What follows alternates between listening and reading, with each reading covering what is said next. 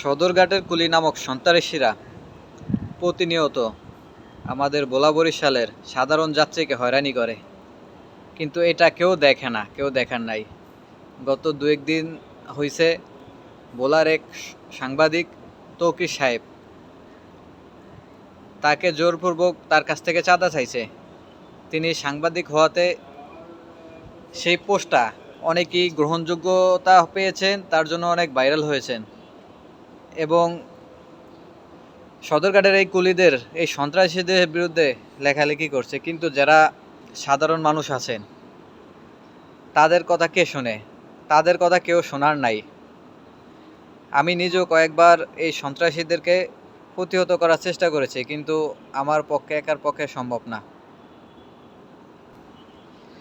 কয়েক মাস আগে যখন ভোলার ইলিশা ঘাট থেকে ঢাকা আসতেছি, ঢাকার যখন সদরঘাট এসে লঞ্চ পৌঁছাইছে, তখন আমরা যখন লঞ্চ থেকে নিচে নামবো, তখন আমার পাশের সিটে একটা লোক ছিল। তিনি একটা ছোট ব্যাগে করে কিছু মাছ নিয়ে এসে, দেশি মাছ, যে পুকুরের মাছ, যে ইলিশ মাছ না। এই সদরঘাটের কুলিরা লঞ্চ ঘাট করার সাথে সাথে লঞ্চে উঠছে। লঞ্চে ওঠার পরে ওরা প্রতিনিয়ত, আপনারা যারা সবাই জানেন, ভোলা বরিশালের লোক সবাই জানেন যে ওরা ও লঞ্চে ওইটাই ব্যাগ চেক করে। তখন ওই লোকের ব্যাগের ভিতরে দেখতে পাচ্ছে যে মাছের পানি পড়তেছে। তারপরে ওর কাছে টাকা চাইতেছে 200 টাকা। উনি দিতে অস্বীকার করে, কারণ উনি বলে যে এটা নদীর মাছ না, এটা পুকুরের মাছ, আমি আমার আত্মীয়র বাসায় নিয়ে যাইতেছি, আমি কেন তোমাদের টাকা দিব? কিন্তু এই সদরঘাটের এই কুলি সন্ত্রাসীরা কিছুতেই মানে না। পরে এক পর্যায়ে আমি পাশে বসে আমি বলছি, ভাই কেন টাকা দিবে?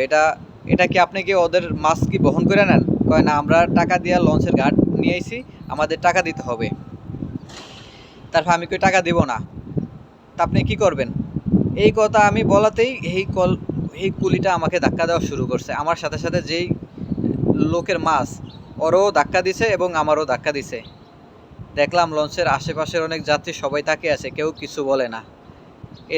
এদের দ্বারা, এই কুলিদের দ্বারা সদরঘাটের আমরা প্রতিনিয়ত হয়রানির শিকার।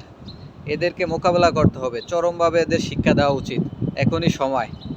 তাই দল মত নির্বিশেষে সবাই ঐক্যমত গড়ে তুলে এদের বিরুদ্ধে আন্দোলন করতে হবে, মানববন্ধন করতে হবে, এদের কিছু একটা করতে হবে।